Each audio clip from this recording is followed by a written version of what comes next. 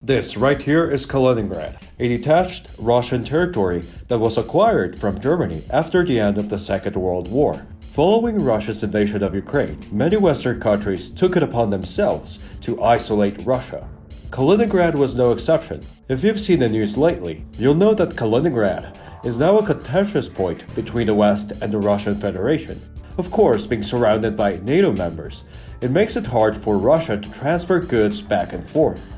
Being no strangers to Russian occupation and oppression, the Baltic states have lent Ukraine with numerous resources and policies in support of Ukraine and against Russia. This makes it awkward for Russia to mobilize resources through Lithuania, as they are unwilling to cooperate with Russia. What is interesting about this is that Kaliningrad was at one point offered to be integrated within the Lithuanian SSR, within the Soviet Union, meaning that present-day Lithuania could have kept the territory in its entirety. Here's the history behind that. Before I continue, be sure to subscribe, I would really appreciate it. But anyway, as it turns out, this territory was once part of Prussia, which would then be integrated within the German Empire. Following the German defeat in the First World War, Germany would be partitioned. Königsberg and Prussia were separated from the rest of the Weimar Republic by the creation of the Polish Corridor. This geographical isolation from the rest of Germany would of course be one of the contentious points behind Nazi Germany's expansion in the Second World War. Ultimately, the Soviet Union and Germany would declare war on each other, and the USSR ended up occupying the territory along with the rest of Eastern Europe. Königsberg was later renamed to Kaliningrad. The remaining German population would be forcibly moved back to Germany, and the area was repopulated with Russian citizens, effectively committing ethnic cleansing.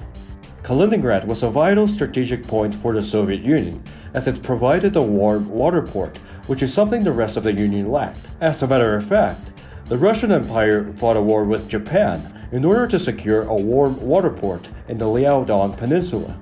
Russia lost the war, but it does show Russia's desperate attempts to procure warm water ports, even in remote regions. But I digress. Kaliningrad was incorporated into the Russian SSR within the Soviet Union. I guess it didn't really matter that it was detached from Russia within the USSR, but it's still part of the Soviet Union nonetheless. The map of Europe only looks a little bit weird right now, as the Baltic states that were between Kaliningrad and Russia left the Soviet Union.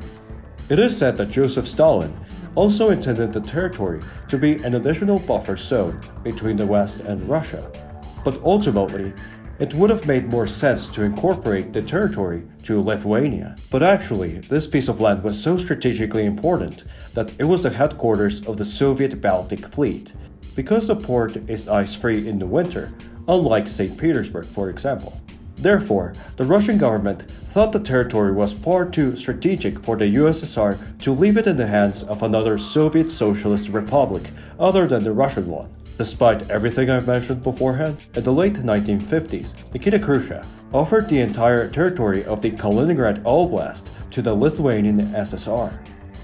A rather interesting move, as it would have given Lithuania a substantial boost in its territory, although the Lithuanian SSR would ultimately reject the offer. The main reason behind this decision is that it would mean that Lithuania would have to incorporate at least 1 million ethnic Russians within the territory. And this could have been a problem. We all know what happened with the separatist regions in Ukraine, where a lot of ethnic Russians live. Also, it would mean that Russians will now have more power within the local Lithuanian government. And I guess the Soviet Socialist Republic of Lithuania thought that might bring a lot of complications in the future.